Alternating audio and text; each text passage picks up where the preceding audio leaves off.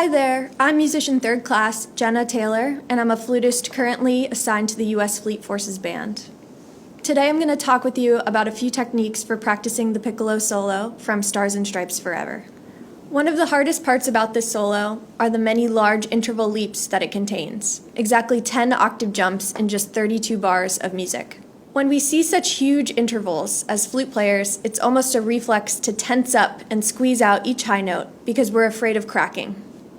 Our fear of the high notes not speaking can create an unhealthy habit of adjusting up and down for every single leap. This makes the melody line sound disjunct, it interrupts the resonance in our sound, and it can do the opposite of what we intended, which is lead to more notes cracking. An unsupported melody line might sound something like this.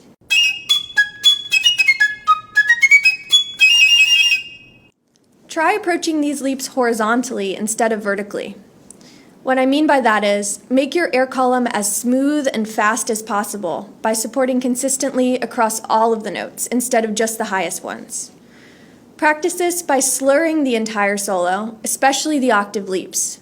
If notes crack, that's a sign that your airspeed has slowed between notes.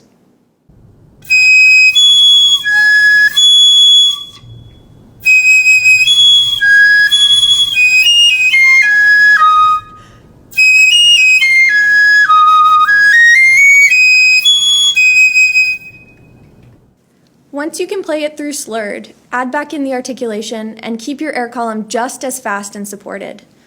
Don't let your articulation impede your air column. By maintaining a long, horizontal line and supporting the air consistently throughout the notes, your solo will sound melodic and connected instead of pecky or shrill.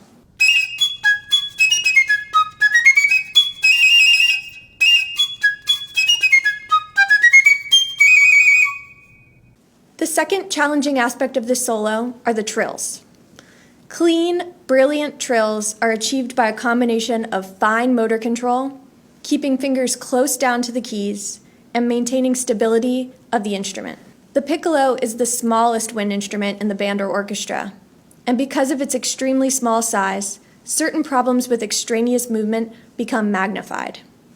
When you're having to trill so often and for such a long period of time, in so many different combinations, the motion of the keys can almost force the instrument to wiggle when they're pressed. This creates instability with the connection between your lip and the piccolo, causing the note to lose integrity, crack, or even for the trill to stop. When practicing difficult trills, such as the sequence in measures 13 through 16, follow this 4-step process. 1. Always practice your trills looking in a mirror. This way you can identify the exact moment your instrument starts to wiggle and/or your fingers come up too high. 2. Play the trill slowly and alternate back and forth between the trill fingering and the real fingering, making sure that the shortened trill fingering matches the intonation and sound quality of the real fingering.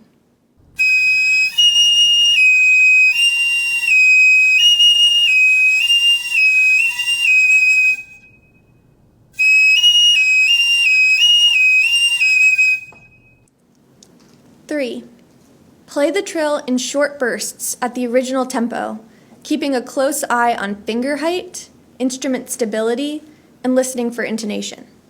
If your instrument is wiggling, make sure you're anticipating the movement created by the trill keys, and gently provide an adequate counter resistance with the opposite hand and/or your face.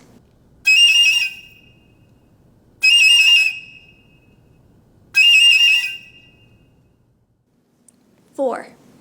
Still at the original tempo, gradually tack on tiny chunks of the notes surrounding the trill until you've placed it successfully back into context.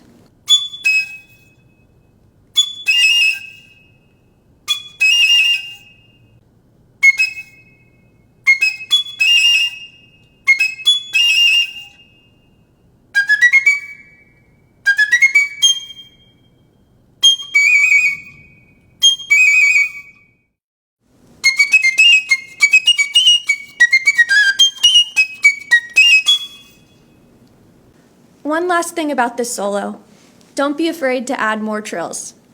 Many printed editions are actually missing the trill marking on the first beat of measure 21, so don't forget that one.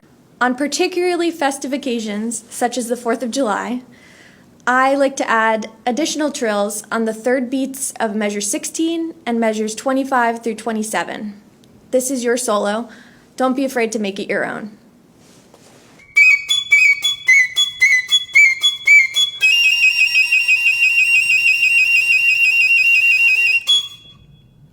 Thanks for watching, and I hope you learned some tips and tricks for practicing one of our country's most patriotic and well-known pieces.